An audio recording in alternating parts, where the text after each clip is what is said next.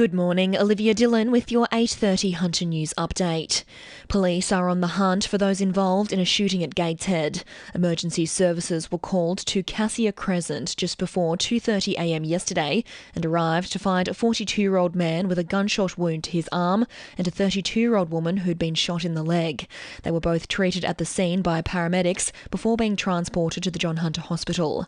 As investigations into the incident continue, the Telegraph reports police are allegedly on the lookout for a man and a woman who arrived at the scene armed with a rifle. They're urging anyone with CCTV footage or information about the incident to come forward. Meantime, a Newcastle man charged over the alleged stabbing death of another man from Dubbo will remain in jail until he returns to court later in the year.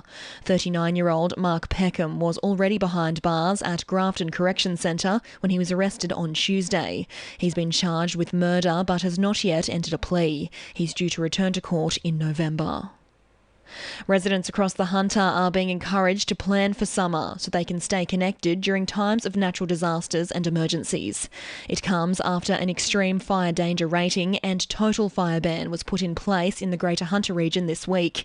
NBN Local General Manager Chris Cusack says it's a timely reminder for all of us to make sure we have a communication and backup plan in case of emergencies. Now is the time for local residents and communities to think about the things that they can do to stay safe and connected during times of emergency.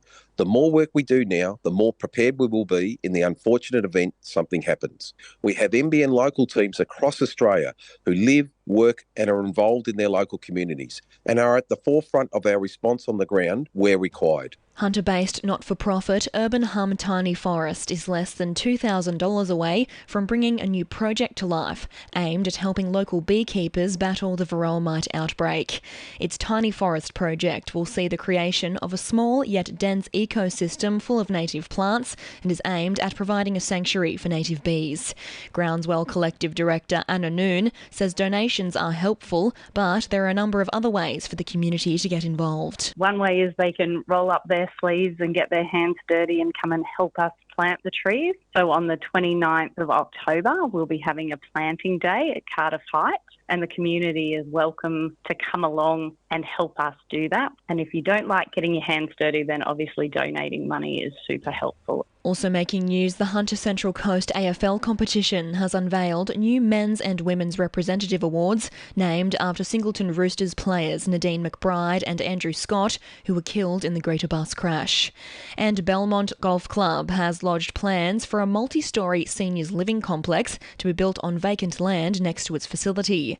The housing development would include 32 independent living units of different sizes, as well as ground floor parking and indoor and outdoor communal spaces.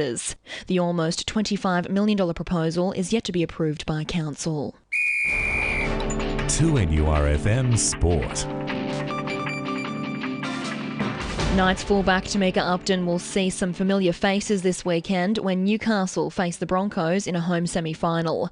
Upton says she will give it her all on Sunday, but her love for Brisbane will never change. I think most of the girls in the Women's Rugby League community are friends. Obviously, when you get out in the field, it's a different story, but no, really good friends with a lot of them, play Queensland with a lot of them, which can be sort of a good thing. I know most of their games and I'm sure they know mine, so it should be a good battle. 13-year-old Novocastrian Christine Furnance will represent New South Wales this weekend in the Under-13 Australian Hockey Championships in Newcastle. The teenager has travelled nationwide for sporting carnivals and says she's excited to play on home turf.